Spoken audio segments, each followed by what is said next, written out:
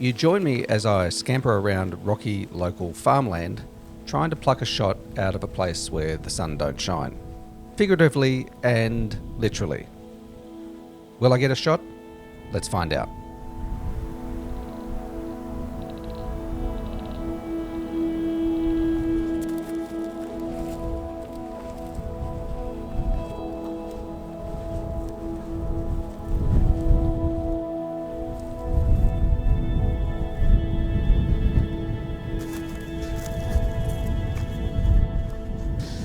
Okay, so I found myself a little spot here.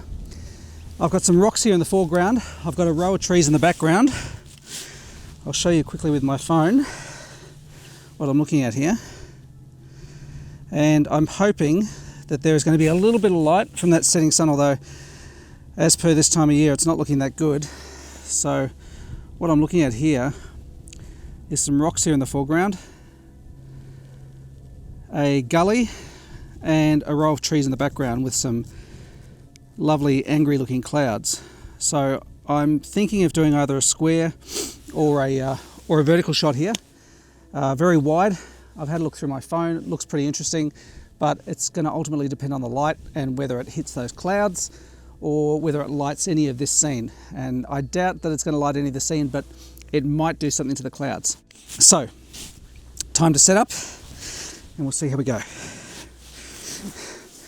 Okay, so I'm thinking it's going to be the trusty 16-35 EF lens.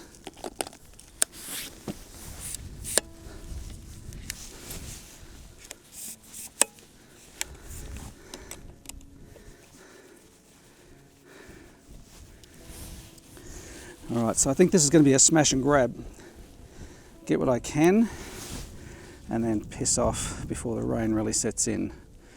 I do love these folds in the hill. I love folds in hills. I always find them particularly attractive.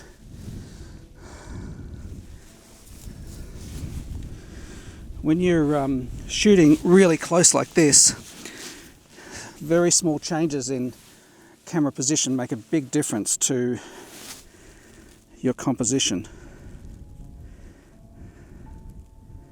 So it's important to really pay attention to the edges of your frame.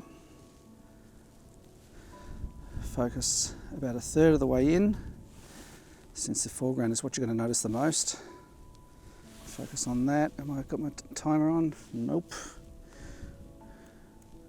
2-second timer. I'm going to take a shot now, just in case the weather comes and literally rains on my parade. So at least I walk away with something.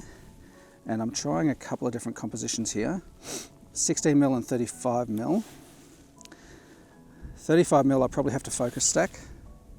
So I'm going to take one focused on the rocks just in my foreground here.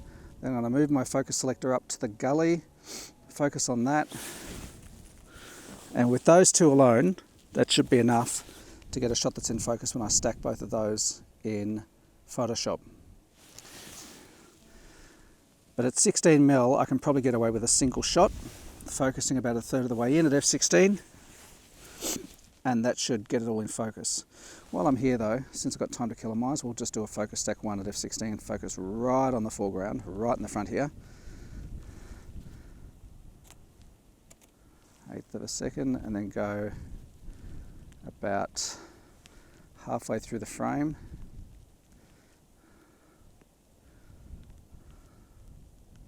And do another one. Both of these images were shot at f16, 1/8 of a second on 100 ISO. The first one is the 35mm shot, and I decided that I like this better in mono. I did very little work on this image. I just basically burned in the clouds a bit and I dodged the rocks a little bit just to create a bit of contrast there and highlight the angriness of those clouds.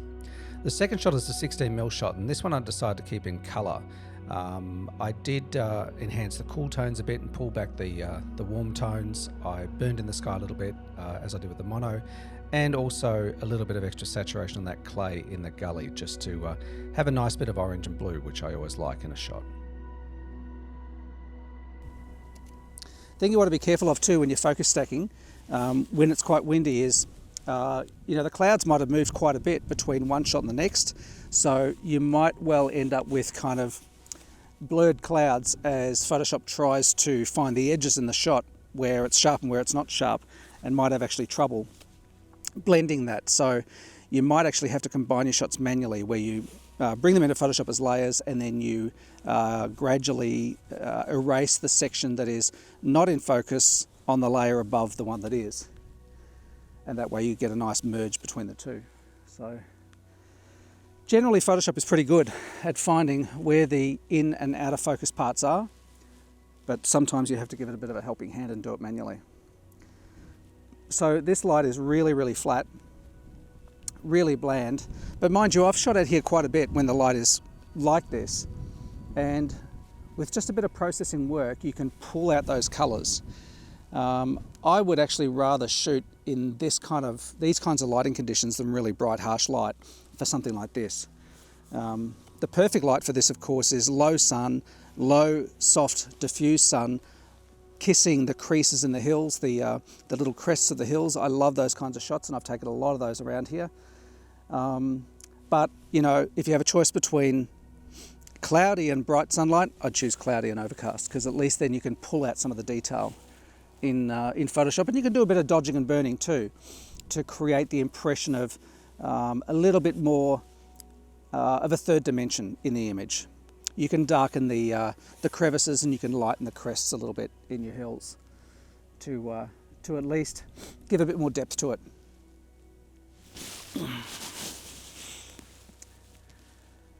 So anyway, I might as well show you what is happening behind us. I can always swing my camera around, but there's almost certainly not going to be any light there. What's the time? Yeah, look, the sun's going to set in 15 minutes, and it's full on cloud over there, so I'll just crank up my phone. I'm going to be using this more and more for this because it's really useful. So this is what we're looking at. We do have some nice cloud here for sure, but I don't have enough foreground interest here to shoot a shot pointing in that direction. But that's the kind of weather we're looking at right now.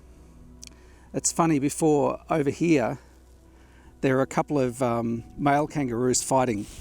I assume fighting for mates or fighting for territory, and one of them was grunting really loudly. I got a couple of shots with my phone, but really zoomed right in, so the quality is going to be crap. But if it's good enough to show you, I'll show you on the screen now.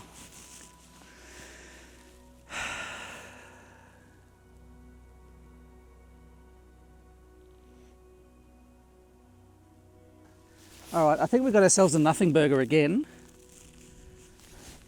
But that's all right. At least we got to hang out together for a bit. I got some exercise, which was good. Saw some kangaroos having a dust up. That's always entertaining. Actually, I tell you, they can be bloody dangerous. Many, many years ago, I sold cars for a Honda dealer back in the 90s, late 90s. And I remember going up to the workshop to have a look at a severely damaged car, a Honda Civic. Honda Civics had very low bonnets in the 90s, in the 80s and 90s. And apparently what had happened was the driver and the passenger had been going down a country road here in Australia at night and hit a kangaroo. And because the bonnet was so low on it, the kangaroo just basically got scooped up, went straight through the windshield, landed on the passenger and kicked the passenger to death. So they can be dangerous, and people have been attacked by kangaroos. If you see some of them in photos, they've got huge muscles. They're like bulldogs with a long tail. So you certainly don't want to get between an aggressive kangaroo and whatever it is that it wants on the other side of where you are. But for the most part, they'll hop away. They'll leave you alone. I guess it's like most wild animals. I see people like Gavin Hardcastle and Adam Gibbs, walking through parts of Canada where there are bears. And I think, how the hell can you find that exciting? To be walking down a mountain trail and see a bloody black bear, I'd be shitting myself.